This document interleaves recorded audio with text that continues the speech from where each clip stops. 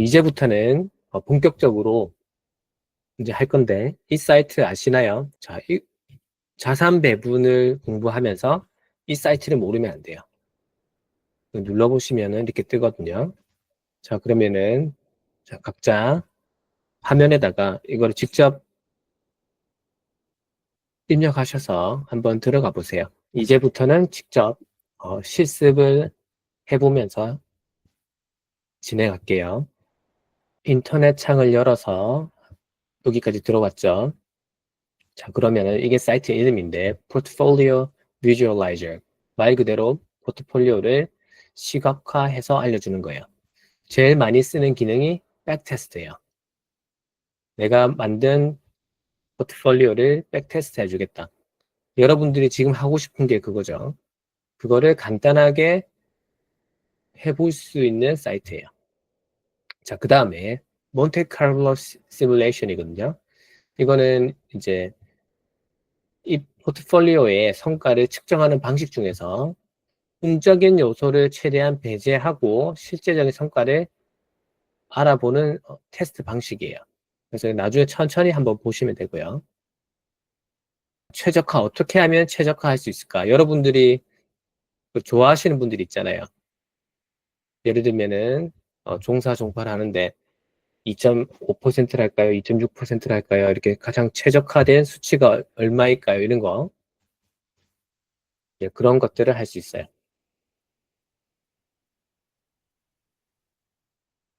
그러면은 기본적으로 이 화면이 뜰 거예요. 여기까지 다 들어오셨나요? 네, 들어와 계시면은 네, 간단하게 설명을 해드릴게요. 이 티커, 이건 잘 아시죠? 우리가 주식을 사용하면은 이게 VTI, 그 다음에 VNQ 이런 것들이 그 주식 티커죠. TQQQ 이런 것처럼. 그 다음으로는 그 주식의 이름, 그 다음에 allocation이 비중이죠. 전체 비중. 그럼 이렇게 차트로 나타낼 수 있겠죠. 그 다음에 내가 원하는 거를 하시려면은 edit 들어가 봅니다. 먼저 세팅부터 가볼게요. 여기 세팅. 그러면은 우리가 백테스트 할 때 어떤 정보들이 필요한지 답을 다 알려줬어요. 나중에 제가 다시 물어볼 건데 이것들을 꼭 알고 계셔야 돼요.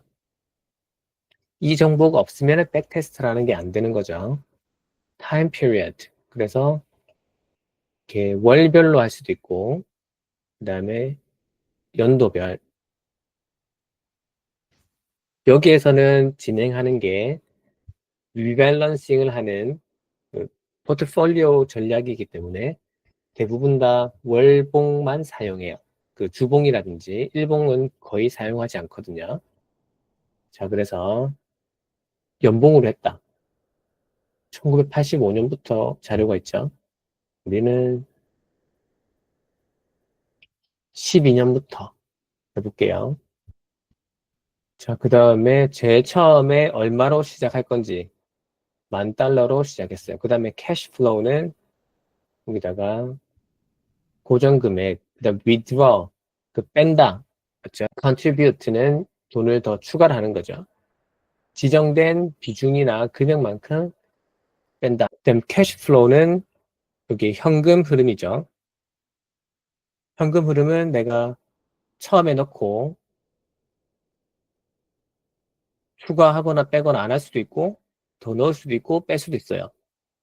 현금 흐름이 없는 거를 우리가 거치식 그렇게 얘기하고 그 다음에 현금을 이렇게 추가를 하면요. 네, 적립식 그 다음에 이렇게 빼도록 하면은 인출식 이렇게 얘기를 하는 거죠. 그 다음으로 가보면은 리밸런싱 있어요. 리밸런싱을 얼마마다 할 것이냐. 리밸런싱을 하지 않는다. 그럼 쭉 그대로 가는 거고요. 근데 이게 리밸런싱을 안 한다고 해서 나쁜 게 아니에요.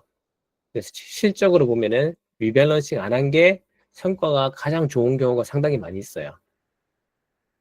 예를 들면 이런 거죠. 10년 전에 엔비디아를 샀어요. 그냥 리밸런싱 안 하고 그냥 가만히 뒀으면은 20년 전에 애플 샀으면은 천만 원치 사뒀으면 지금 아무것도 안 한 게 가장 좋았겠죠. 리밸런싱을 했다면은 오를 때마다 조금씩 팔아서 다른 걸 샀을 거잖아요. 그래서 시간이 지나고 보면은 리밸런싱 안 한 경우가 수익률이 가장 높아요. 대신에 리밸런싱 안 했다면은 그만큼 망할 확률도 높은 거죠. 그래서 리밸런싱을 하는 거는 수익률을 높이기 위해서 하는 게 아니에요.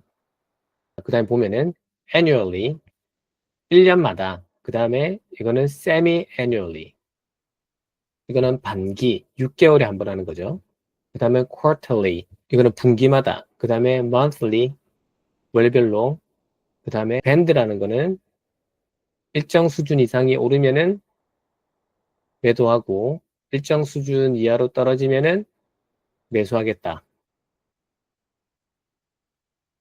했어요. 자, 그래서 그 차이가 절대적인 차익 아니면은 상대적인 차이, 자산들 간의 절대적 그 비중 차이나 상대적 비중 차이로도 매수 매도를 할 수가 있어요. 이때까지 뭐 조금씩 들어봤던 개념들이죠. 다음으로 레버리지를 사용할 수 있어요. 테스트에서도. 자, 그 다음에 이건 어떤 방식으로 하느냐. 처음에 대출을 했다고 생각하는 거죠. 이렇게 amount, 정해진 금액을 대출을 했다. 자, 그리고 그 대출의 이자가 얼마다. 이런 것들을 설정해서 백테스트를 다 할 수 있어요. 그래서 내가 실제로 대출을 해서 투자하는 경우에 이런 것들을 사용할 수 있겠죠. 그 다음에 비중으로도 이렇게 설정할 수 있어요. 일단은 안 할 거니까 빼고 네, 대출에 관심이 있으신 분들은 이거를 조금 더 해보시면 될 거예요. 그 다음에 디비던드는 그 배당금이죠. 배당금을 재투자할 건지 하지 않을 건지. 그 배당금을 재투자하지 않는 경우는 이런 경우가 있어요. 그 배당주라든지 배당금이 높은 채권이라든지 이런 것들은 이제 받는 금액들 있죠. 그것들을 그 바로 꺼내서 생활비로 사용하시는 경우는 그런 계획을 세울 수도 있잖아요. 자, 그 다음에 에셋 넘어가서 이제 이름 적는 거예요. 이름, names 있으니까 여기에서는 포트폴리오를 한 번에 3개까지 비교할 수 있게 해줬단 말이에요.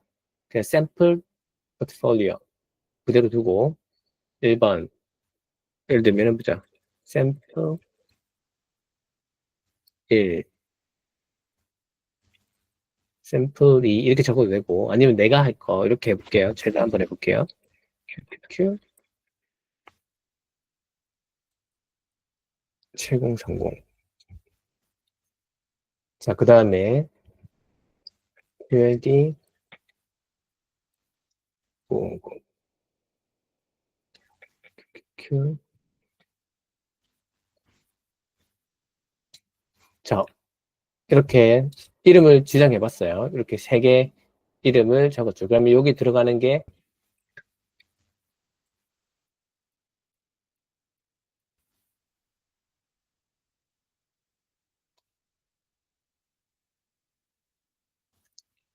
여기 벤치마크라는 거는 그 나의 포트폴리오 성과와 비교를 할 기준이 되는 거죠. 처음에 100% QQQ만 넣었을 때의 성과와 이걸 비교해 보는 거예요. 그러면은 여기 에셋 보이시죠? 여기에서 내가 원하는 이름을 넣어야 돼요. 첫 번째, 저는 QQQ 했으니까 QQQ. 그 다음에 여기는 QLD.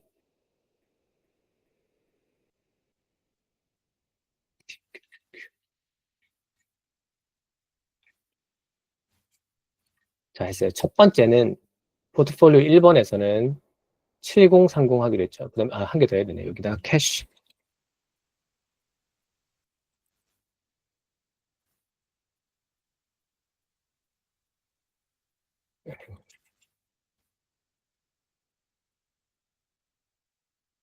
여기 캐시.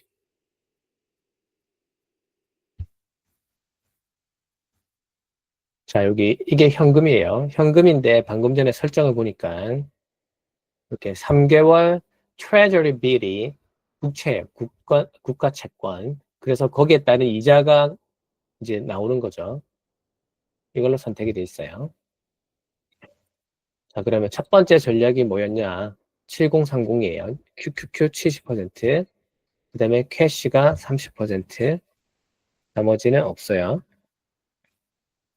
자, 그 다음에 두 번째 전략은 QLD가 50%, 캐시 50%, 그 다음에 TQQQ가 여기는 40%, 60% 했습니다. 그러면은 아래 보면은 토탈 해서 100% 이렇게 다 맞춰졌겠죠.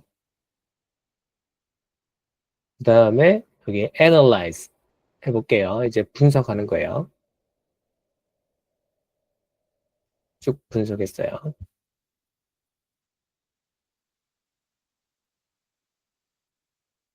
그래서 그러면은 이렇게 위에서부터 방금 전에 입력했던 포트폴리오 3개의 성과가 차례대로 나오게 돼 있어요. 각각 이렇게 보다가 쭉 왔어요. 아래쪽에 오면은 3개를 비교한 게 나오거든요. 자, 첫 번째.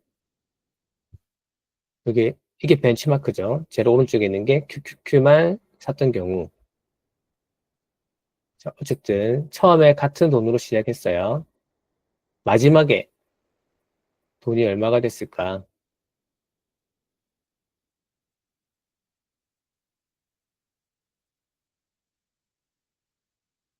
가장 좋았던 거는 비교해 볼게요. 여기서 마지막에 보면은 가장 좋았던 거 연녹색 이건 QLD 50, QQQ QLD 50이네요. 자, 그 다음에 두 번째로는 QQQ만 가지고 있던 거. 자, 그 다음에 파란색 7030 QQQ 70% 현금 30% 가지고 있던 거는 3등 TQQQ가 네, 4060 같은 게 저 바닥에 있네요. 2016년부터 했을 때. 자, 이렇게 다 나왔나요? 한번 볼까요? 그 왜 그랬을까? 그럼 여기 쭉 이제 성과들이 왜 이렇게 나왔는지 비교할 수 있도록 여러 가지 정보가 나와 있어요. 이런 것들은 우리가 다음 시간에 천천히 한 번씩 살펴볼 거고요. 성과들이 어떤지 이렇게 분석을 쭉 다 해줍니다. 여러분들이 원하시는 내용들이 여기에 다 있는 거죠. 그래서 어떤 전략이 가장 좋을까?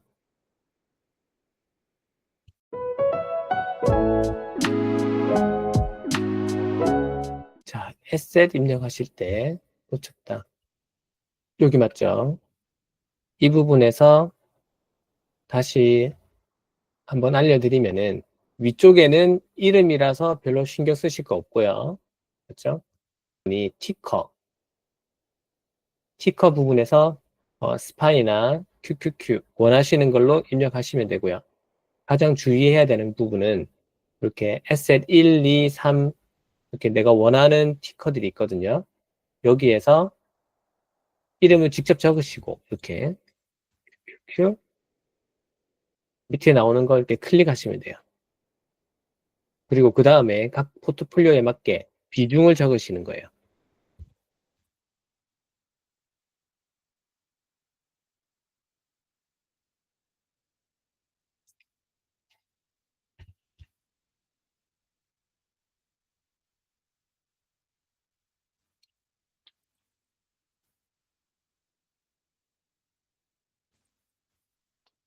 그렇게 해서 쭉 아래쪽에 보시면은 이게 전체 합산이 100% 맞게 나왔는지 보는 거죠.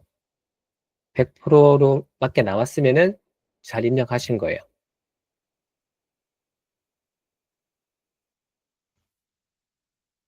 그래서 2번, 3번까지 쭉 이거 다 채우시는 거죠.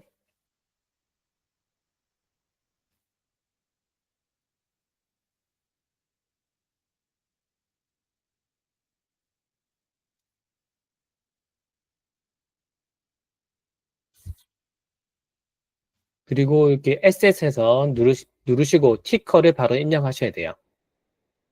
TLT 이런 거 있죠. 채권이면 TLT. SOXL 이런 것도 알고 있는 거 있으시면 그대로 넣으시면 돼요.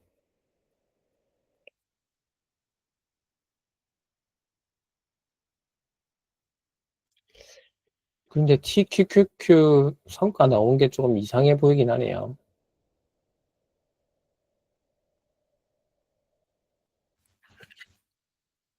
아, 여기 티커를 잘못 입력했네요. 이거. 맞아요. QQQ.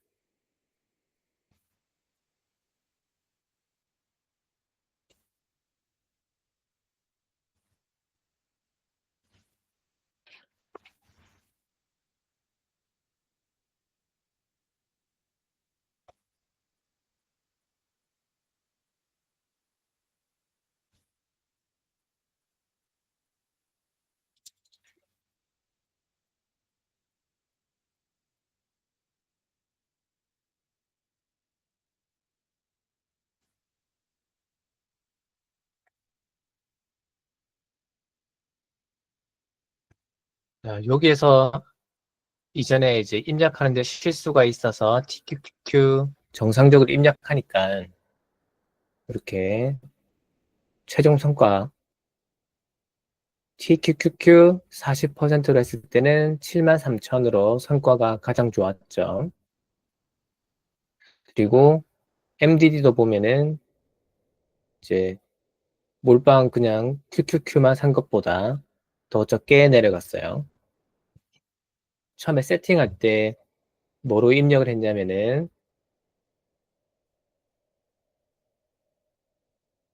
여기에서 세팅에서 리밸런싱을 annually 1년마다 한다고 해놨어요. 그리고 이거를 분기나 월별로 바꾸면은 이렇게 밴드로 이렇게 바꾸면은 저 성과도 달라져요. 지금 기준으로는 1년에 한 번씩 이제 리밸런싱을 하는 기준인 거죠.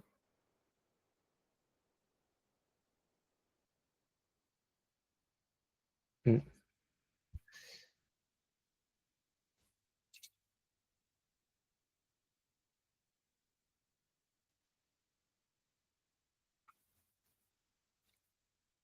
자, 여러 가지 이렇게 지표들이 있어요. 그래서 지표들에 대해서 간단하게 또 설명을 하면은 이렇게 start balance 나오면은 이게 시작했을 때 자산이죠. 밸런스가 계좌의 잔고거든요. 잔고. 그리고 end balance. 그 마지막 지금 가장 최근의 월말이겠죠. 그 다음에 CAGR 이게 연평균 수익률 복리로 계산한 거죠. 가장 많이 쓰는 거예요. 그 다음에 이렇게 표준 편차. 그러니까 얼마만큼 등락폭이 심한지 잘 나왔을 때랑 안 나왔을 때랑 편차가 얼마나 심한지 그리고 많이 벌었을 때 많이 잃었을 때 그리고 최고점 대비 얼마만큼 많이 떨어졌는지 그 다음에 이거 비교하는 지표가 Sharpe ratio랑 Sortino ratio 이렇게 두 가지가 있어요. 이런 것들은 이제 천천히 한번 보면 될 것 같고요. 대충 이런 게 있다라고만 생각하시면 좋겠습니다. 우리가 많이 쓰는 거죠. 드로다운 표시를 이렇게 그래프로 나타내면은 알아보기가 쉬워요. 그래서 샘플 1과 2를 비교했을 때 아래쪽으로 많이 나온 게 내가 손실이 큰 거죠. 그리고 대부분의 투자자분들은 이거 손실이 큰 거를 버틸 수가 없어요. 다시. 자, 적정한 이렇게 MDD 금액에 따라서 달라질 수 있어요. 지금 내가 투자하고 있는 금액이 1,000만 원일 때 마이너스 90% 되면은 네, 900만 원 손실이죠. 그때는 뭐 괜찮죠. 1,000만 원 중에서 마이너스 90% 사라졌다. 근데 이게 1억이다. 1억에서 마이너스 90% 됐다. 그러면 9천만 원 손실인 거죠. 그러면은 마이너스 30%다. 1억에 마이너스 30%면은 3천만 원. 참 10억이 됐어요. 10억이 됐을 때 마이너스 50%다. 그러면은 네, 갑자기 한 달 만에 5억이 사라진 거죠. 실제로 해보시면은 처음에 투자금이 적을 때는 똑같은 전략을 해도 나는 별로 심리적 타격이 없었는데 계속 이거 잘 되는구나 해서 계속 투자금을 늘려요. 그러다가 똑같이 마이너스 30%를 손실을 보고 있어도 내가 금액이 적을 때랑 금액이 많을 때랑의 심리적 타격은 완전 다를 수가 있어요. 그래서 대부분의 사람들은 한 20% 넘어가면은 감당이 안 됩니다.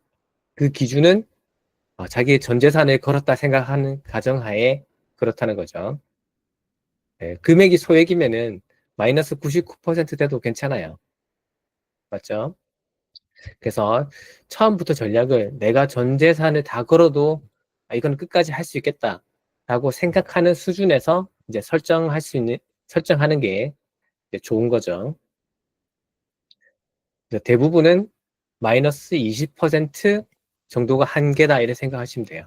나는 조금 더 강심장이다. 이거는 이제 직접 해보시면은 이제 알 수가 있는 거죠.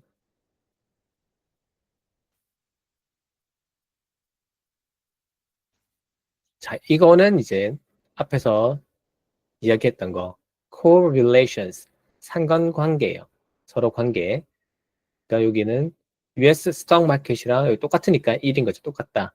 그리고 채권, bon드가 채권이에요. 채권과 스톡 마켓의 상관관계는 0.17%, 약 17% 정도. 그러니까 이 숫자가 0이면은 아무 상관없이 가는 거예요. 그런데 예를 들면 골드예요. 골드는 마이너스 0.01 돼 있죠. 그러면은 약간 반대로 가는 성질이 있을 수도 있다. 이렇게 이해하시면 되는 거죠.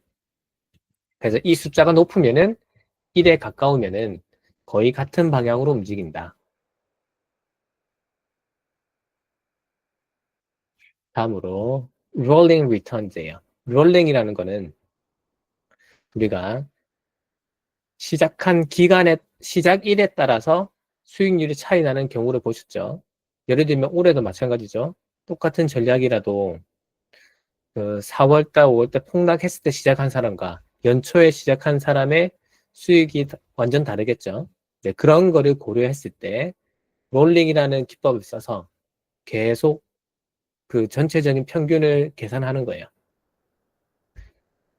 그래서 해봤더니 첫 해에서 평균은 7.95%. 근데 시작일에 따라서 내가 성과가 좋은 날은 29%, 안 좋은 날은 마이너스 19%. 자, 그러면은 이것도 운이라고 할 수도 있겠죠. 예를 들어서 그냥 단순히 아무 생각 없이 선택을 했다면은 운이 될 수도 있는 거고, 나는 그래도 지금은 아닌 것 같아. 시작하기에는 너무 차이가 너무 비싼 것 같아. 이거 기다렸다가 하시면은 거의 50% 차이 나잖아요. 이 전략의 경우에는. 맞죠? 그래서 좋았을 때랑 안 좋았을 때랑 50% 정도의 차이가 나기 때문에 그 시작일을 기다리는 것도 하나의 전략이라고 할 수 있어요.